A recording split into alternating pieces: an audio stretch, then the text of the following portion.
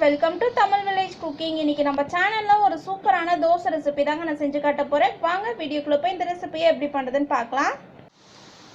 Carrot dosa செய்யிறதுக்கு இன்னைக்கு நான் 2 கேரட் இந்த அளவுக்கு துருவி வச்சிருக்கேங்க. ஒரு பச்சை மிளகாய், ஒரு 1/2 பெரிய வெங்காயம் இந்த மாதிரி நறுக்கி வச்சிருக்கேன். 2 பல் பூண்டு எடுத்துர்க்கேங்க.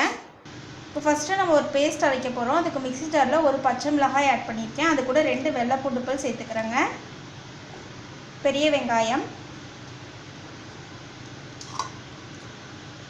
துருவிய கேரட்,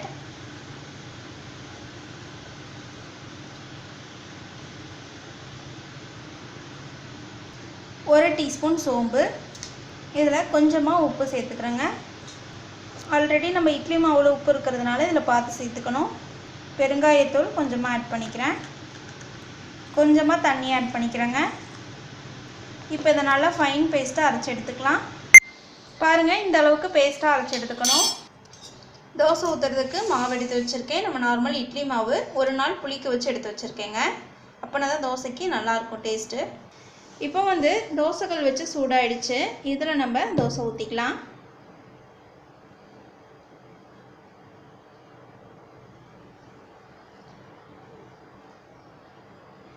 இந்த அளவுக்கு கொஞ்சம் பெருசாகவே ஊற்றிக்கலாங்க.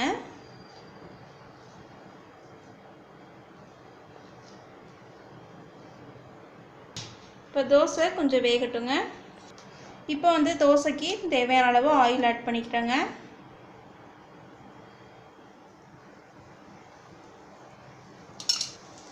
இப்போ இது மேலே நம்ம கரண்டி வச்சு நல்லா இந்த மாதிரி தடவி விட்டுக்கலாம்.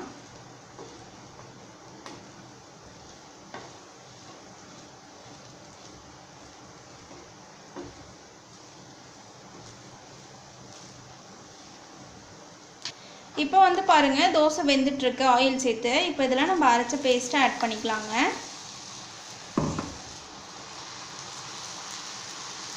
ஆட் பண்ணிட்டு தோசை ஃபுல்லாக இந்த மாதிரி தடவிக்கலாம்.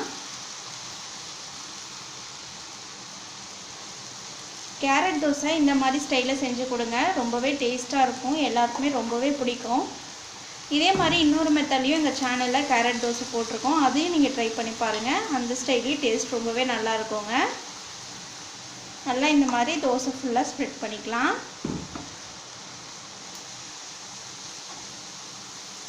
ஸ்டவ்வை மீடியம் ஃப்ளேம்லேயே வச்சுக்கோங்க.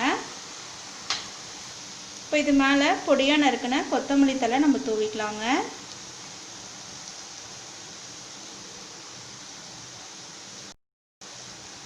கொஞ்சம் அப்படியே அமுத்தி விட்டுறலாம். இப்போ தோசை நல்லா வேகட்டும். இப்போ இது மேலே பெப்பர் பவுடர் ஆட் பண்ணிக்கிறேங்க. இந்த தோசைக்கு சைட் டிஷ் எதுவுமே தேவையில்லை. நம்ம தோசை அப்படியே நம்ம சாப்பிட்டுக்கலாம். அதே மாதிரி கேரட்டில் நிறைய வைட்டமின் சத்துக்கள் நிறையா இருக்குது. அதனால் கேரட் பிடிக்காதவங்களுக்கு இந்த மாதிரி நீங்கள் செஞ்சு கொடுத்தீங்கன்னா ரொம்பவே விரும்பி சாப்பிடுவாங்க. இப்போ ஆயில் சேர்த்துக்கலாங்க தோசை மேலே.